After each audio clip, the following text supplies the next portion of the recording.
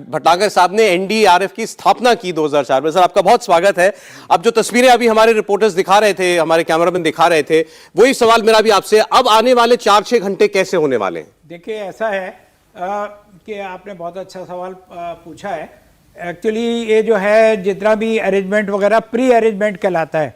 हम लोग यानी फोर्सेस जो है हमारी 4 दिन पहले पहुंच चुकी थी और उन्होंने पूरा अपना जो होमवर्क है, जो पूरा काम करना है वो कर लिया गया है। इसके लिए सेंट्रल कंट्रोल रूम्स बनाए गए हैं जगह जगह, और जहां से पूरी ये जो आप दिखा रहे हैं ये प्री अरेंजमेंट हम लोगों ने कर लिया है। और ये डायरेक्ट जो है पीएमओ के अंडर में, पीएमओ से जो है डायरेक्टिव्स बार बार मिल रही हैं और स्टेट गवर्नमेंट भी इसमें कोऑपरेट कर रही है। इवन देन आपके मंत्री जो कैबिनेट मंत्री हैं वो भी वहाँ कैंप किए हुए हैं। अब आप खुद ही इससे अंदाज लगा लीजिए कि कितना ज़्यादा ये फर्स्ट टाइम अरेंजमेंट किया जा रहा है। तो ये मैं तो इससे बहुत सेटिस्फाई हूँ, क्योंकि आपस में कोऑर्डिनेशन और जो इस प्रकार से चीज़ों को एड करना ये किया जा रहा है। दूसरा सबसे बड़ी बात, हम लोगों ने जो रेड जोन एरिया है वहाँ से कंप्लीटली लोगों को शिफ्ट कर दिया है सेफर प्लेस के अंदर, जहाँ पर पूरी मेडिकल की सुविधाएं, खाने पीने की सुविधाएं, फर्स्ट एड्स और जो भी होता है वो सारा पानी वानी, मेन पानी की प्रॉब्लम आती है तो पानी का अरेंजमेंट और सारा बहुत अच्छे ढंग से किया हुआ है। तो अभी हम लोग वेल प्रिपेयर्ड है और प्री अरेंजमेंट के अंदर we have done well, we are doing well. और जो state government, army, navy, air force और सारी दीगर फोर्सेस और ख़ास तौर से एनजीओज़ को भी अभी इन्वॉल्व किया गया है।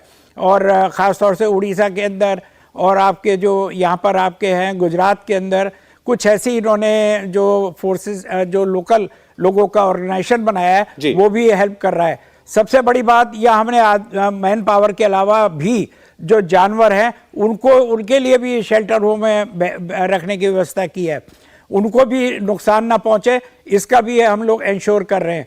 तो मेरा जहाँ तक प्रेडिक्शन है, मैं समझता हूँ, जो मेरा प्रैक्टिकल अनुभव है वो ये है कि इस बार में ह्यूमन लॉस ना के बराबर हो गया।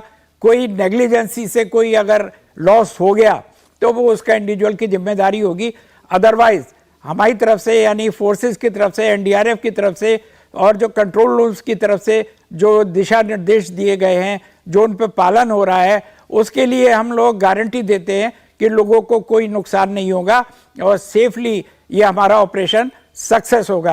आपने, आपकी एक्सपीरियंस आप बता रहे हो, आप तैयारियों से बहुत संतुष्ट हैं। आपने कहा ह्यूमन लॉस नहीं, कोई ह्यूमन लॉस ना हो इसकी तैयारी है। सर मैं जो आपसे पूछना चाह रहा था वो ये कि जब ये लैंडफॉल होता है साइक्लोन का, जब हम कहते हैं उस वक्त किस किस्म के हालात बने होते हैं? अभी हम देख रहे हैं इतनी तेज हवाएं, बारिश, तूफान दिख रहा है। जी बिल्कुल, ये बिल्कुल आप ये मान कर चलिए लैंडफॉल जो होता है तो उस टाइम में जैसा कि अभी स्पीड का देख रहे हैं घट बढ़ रही है, अगर ये 100 किलोमीटर के हिसाब से भी आके हिट करता है तो जैसे तलवार से मारते हैं, ये तो मैंने प्रैक्टिकली देखा है उड़ीसा में और दूसरी जगहों में, जो तलवार से मार के कट हो जाती है चीज़ें, सेम प्रक्रिया ये तूफान का, जो चक्रवाती तूफान है वो आता है और वो हिट करता है। तो इसीलिए उसको हम रेड जोन बोलते हैं, पर्टिकुलरली 1 किलोमीटर तक का एरिया। तो इसीलिए हमने वहाँ से सब साफ करा दिया गया है।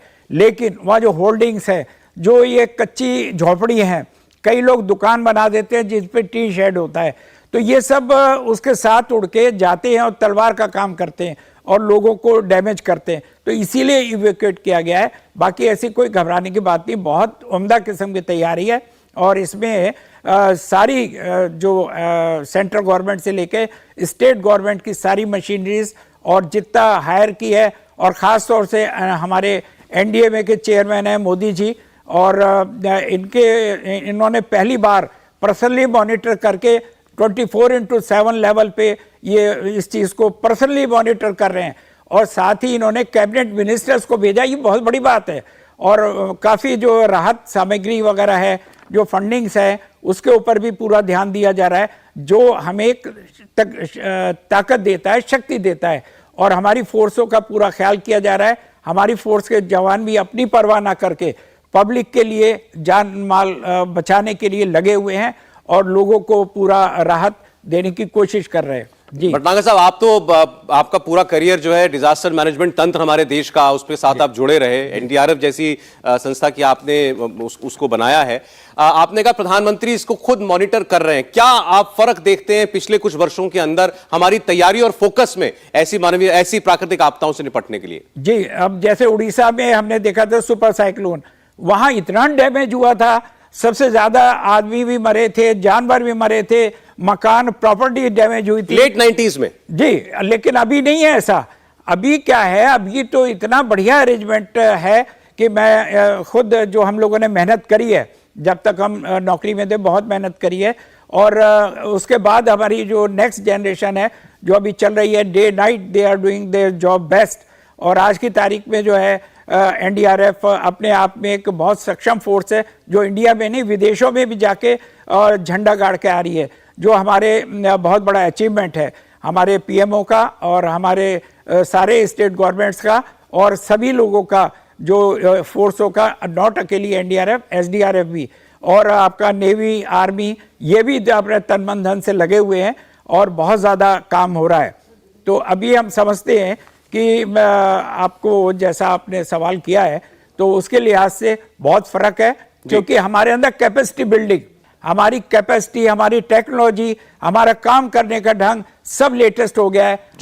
हमारे पास जो है सुपर कंप्यूटर्स हैं और हमारे जो सैटेलाइट्स जो हमने अभी लेटेस्ट इसी के लिए छोड़ा हुआ है जी। जो अभी है, वहां से हमारे पास मिनट टू मिनट की जो है इंफॉर्मेशन आ रही है। अब आप देखिए जो हमने सेंट्रल कंट्रोल रूम्स बनाए हैं हर जगह से, यहाँ पर भी उड़ीसा में, गुजरात में और सब जगह, तो यहाँ भी हमारे सेंट्रल कंट्रोल रूम्स है, एनडीआरएफ के कंट्रोल रूम्स है, बराबर मिनट टू मिनट की रिपोर्ट आ रही है। बिल्कुल सर, एक बार जरा ग्राउंड पर क्या हालत है? निर्णय जो इस वक्त मांडवी में मौजूद है।